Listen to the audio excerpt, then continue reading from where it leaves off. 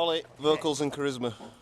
Well, there's Polly, who sings, and who is, I suppose, the heart of the band, really. I mean, I think it's more Polly's baby than anything. Really nice lad. Think of Polly as being like a solo mate, someone who met after being in different bands for years, and straight away it just clicked as soon as I met Polly. He's a bit of a stickler for timekeeping, even though his timekeeping himself is absolutely shite. Polly's a horrible Nazi dictator. Like on stage and stuff, Polly's crazy. He's just all over the place, clambering on anything he can get onto, rolling on the floor, knocking my guitar out of tune. He's a really good lyricist, great at picking out melodies, because I think that's really hard when you've got 5 guys in a room thrashing it out to pick a good popish melody over something heavy to make it catchy. It takes something a bit more special to get people actually jumping around and going crazy, and Polly seems to be able to do that. Name and occupation? Scottish bum. What do you do in the band? Bum. What can you say about Scottish? Argent provocateur. Never want to do things the easy way. But a great musician, really good songwriter, very creative, good fun, terrible dress sense. If he has an opinion and you disagree with it, well, you better watch it. I think to people he might sometimes come across as the sort of moody one of the band. I play guitar and I'm the stubborn one. Mean and moody. That's what I thought when I first joined the band, but he's a really nice guy and so untypically Scottish. He would give you his last penny. Scottish has got his own sort of style of playing, and it's loud. Great to play with. I can't say great to play with him. It's great to play with him. Unique guitar is a little bit of a bluesy, more bluesy player than us, so that's given us a great balance. And he sings sometimes, which, he's alright actually, his singing's not bad. In the studio, you can wail for England live, but brings just something a bit, I don't know, maybe a bit classy. Top Thumper. Name? Ginner. Yeah, Jenna, he's a shit hot drummer. He really seems to be the main comedian of the band. He's a perfect, sort of companion, if you like, to Polly at gigs, because he's Mr. Entertainment, Mr. Go out and lig, basically. And between them, they usually get chatting to just about everyone involved in a gig, and really brings the profile of the band up. Just completely different character to me, and he's really bubbly, chatty and stuff. Jenna has a sort of surprising amount of input musically. You'd sort of think the drummer, because he doesn't play an instrument other than drums, because obviously they're not a real instrument. And we have got into some arguments in past with him, between usually centred around gin, alcohol, a van, and more alcohol. Otherwise, they all seem to revolve around my drinking, I think. Ginner too, and I'm Thunder Thing. There's Jeff, who plays bass, and Jeff is the tallest man in the world. Jeff's exactly how he seems, a gentle giant, just comes across, doesn't really ever get pissed off, doesn't really ever get mad, just gets on with his job. Has a habit of blowing his amps up, that's a bit irritating, but more to him than it is to us. Jeff, slightly forgetful, needs to be prompted quite a lot, typical sort of stoner. Apart from being forgetful, he's a really solid bass player. He really gets into a groove, into a zone. It's great for a drummer to have a bass player like that to lock into.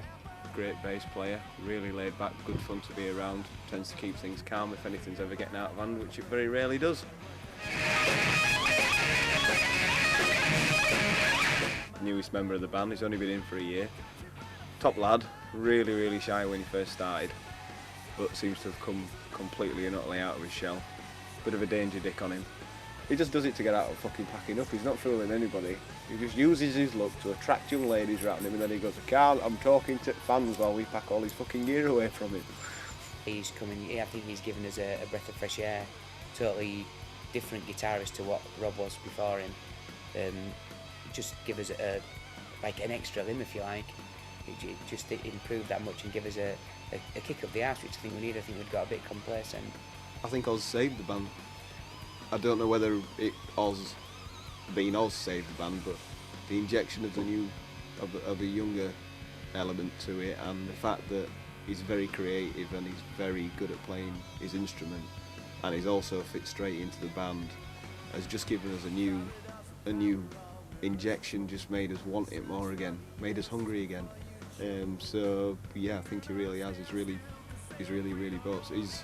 He's as much a member of Fluid as anybody else is, and he's really made himself part of the band, and he's made us want it again. Not known him that long. Yeah, Dark Horse, very Dark Horse or something. Really chilled out, and yeah, maybe a bit too chilled out sometimes. It's hard to get an opinion out of him. It's still not a bit inexperienced in bed, whereas we'd had 6 years working with Rob, so obviously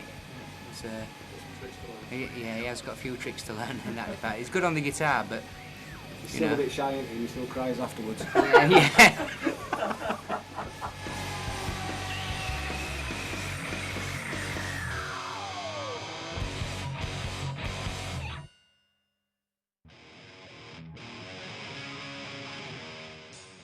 As far as influences go, there's so much that comes to the melting pot.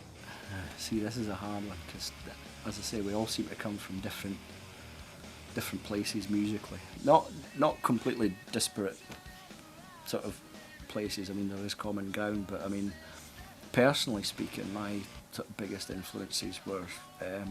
I used to be a big Maiden fan. I mean, they were sort of the reason that I got into music. When you're at home, you can listen to stuff like Portishead and your nice chilled out music like Jeff does, and Nine Inch Nails like Scottish does, and I like a bit of 70s rock and some jazz and stuff like that. But on stage, I've never felt better than when there's a big fuck off riff behind me and loads of really big fuck off drums and great melodies. And I think everybody else in the band feels exactly the same way. Even Jeff, whose music taste is probably the furthest away from everybody else in the band, because he's pretty into his chilled out stuff, although he'll bang a bit of Wild Outs and yo-yos on when he feels like rocking and rolling. But even he just says that he likes to, get in this legs apart stance and just play some good head-banging rock and roll. So that's kind of what influences is what feels good live, rather than what we actually listen to in our personal lives. The way we write is not. It's not like one person will sort of go away and lock themselves in a room and write a song like from start to finish and of lyrics and stuff and bring it in and say, right, here's this song, you're going to play it like this. We sort of, a riff will get sort of thrown in at rehearsal or whatever, and then it sort of goes into the Fluid mixer and it comes out the other side just sounding like us. Everything's written by Fluid, because everyone has their little say. Someone might come with an original idea, but then things just get turned about in rehearsals and stuff, so everyone has the say. Plus it helps if there's any royalties, I'll get some then as well. Ozzy's becoming very proficient at writing riffs and stuff. He's brought more to the band in the short time he's been in than Rob ever brought to us ever. Songwriting wise, he's got an enormous input now. I mean, I think, sort of, if I was being honest, probably personally speaking, I do feel a bit threatened songwriting wise, because before Ollie was in the band, I mean, Rob used to write songs, but I had a lot more input. As for a message within the music, that'll be my department, and I'd like to think so. I wouldn't be pretentious enough to preach, but I like to think that we say stuff in our music that people want to hear. He's quite conscientious and political, some of what he writes, although we seem to get a bit of stick when people review the albums and stuff when they do some of the political stuff, which I don't really get. That's what he brings, I think, to Fluid. Is he brings a lot of attitude to to things that are going on in the world. It's all about having a good time, a lot of it. I mean, there are some songs that have got political messages, because Paul's quite into his beliefs. and but it's not. We don't force it down everyone's throat. We like to have some sex, drugs, rock and roll in there as well. Bang Bang and American Jihad, they're very political songs, but the other ones can just be sort of sleazy sex songs. But I'd say standout ones was the political ones. What Fluid has to offer that other bands don't, to me, is honesty. Honesty, I think. But no, from the start we've always held that, you know, we stay true to ourselves, and we're here to enjoy it, you know, and we help people, other people do. If you come and see a Fluid show, you'll just see it for yourself. We're 5 lads up there having a great time, rocking out. We put a show on. When we come off stage, when the people come and speak to us and tell us how much they enjoyed us, they just say that it was on fire. It was like watching people who really gave a shit.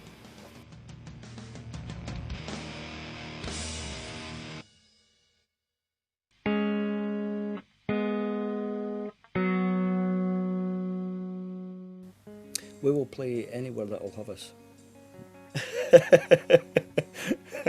That makes us sound like horrible musical whores, and well, we are, basically. We've gigged in people's living rooms for birthday parties. We haven't played any toilets yet, but some of the venues we've played look like toilets. Four corners of the country, really, in our van, which is always a laugh. And that's another part of gigging for Fluid. We've always had a van, and we've made sure that, you know, we go to a gig together, and that's just a big part of it. Always have a laugh. A lot of pornography bought in service bars. We must have kept ginisters in business over the years, the amount of crap butties and shit pasties we've eaten. Most of the time it's a really good laugh. I mean, basically it's a bit like the last gang in town sort of thing. You turn up in your van, you jump out, you rape, pillage, destroy and steal, and then you jump back in your van and you piss off again, and you feel a bit like an outlaw or whatever. Yeah, Turbos please. The fans of the band are great, especially local fans. We've got fans far and wide. We seem to make new fans in everywhere we play. The audiences just vary at night to night every single time. I mean, we've been places and played to like 2 Men and a Dog. We've played to 400 or 500 people, we played to 200 people, we played to 5 people. It doesn't really matter to us, we just like to play our music. But we've never really had a bad reaction. The worst reaction we can possibly get is apathy. People who just can't be arsed. If people start throwing bottles at us and booing us, that's a good reaction to me. If people clap us, that's a good reaction. If I piss somebody off, I've done my job. If I make somebody smile, I've done my job.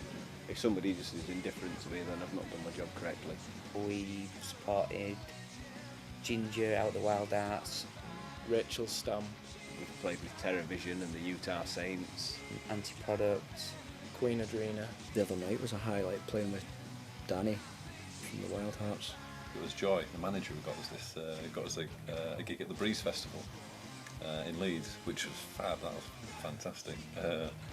It was first on, and it was torrential rain, really bad, and the gates got delayed to be opened by a couple of hours. We started in front of nobody, and they opened the gates as we struck our first note. So the first song we played to like maybe 20 journalists or whatever, not even that, stood in the field watching, and to just see these swarms of people charging down the hill towards you, it was fantastic. A band called Incense were on, playing at the same time, and the Incense are now called The Music. So I don't know what that tells you, but everybody ran straight past that, stood in front of ours. Halfway through the set, there must have been probably a couple of hundred. And they were just building up and building up and building up. And we were playing away, and there was a circle pit forming, and it was just awesome, awesome. It was like being a proper rock and roll star.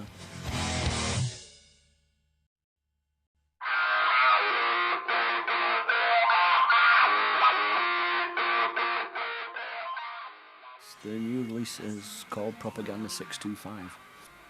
It's where we're at the moment, and it's our best work. By,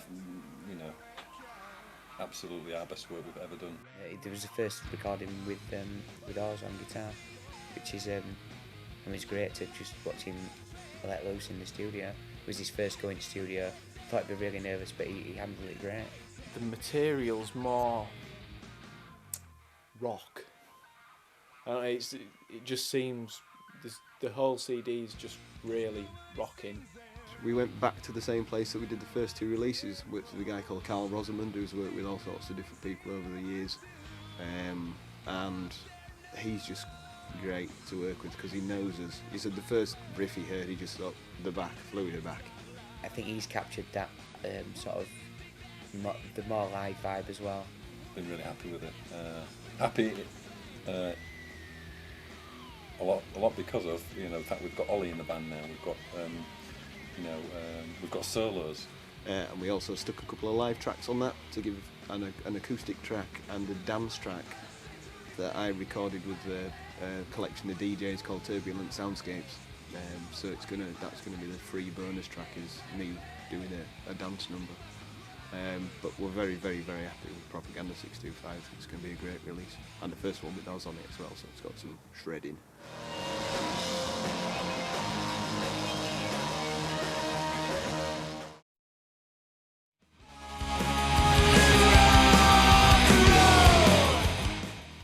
Plans are to get this Propaganda 625 out, finish the DVD, get that out, and just hopefully just gig our asses off to promote it.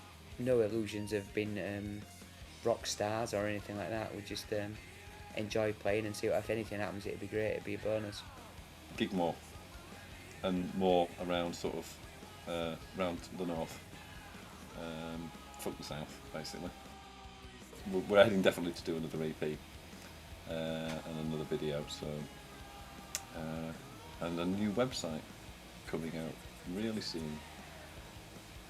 Watch this space. I think realistically what we will probably do is be a training ground for Oz, and then he'll piss off and join a proper band and become super famous.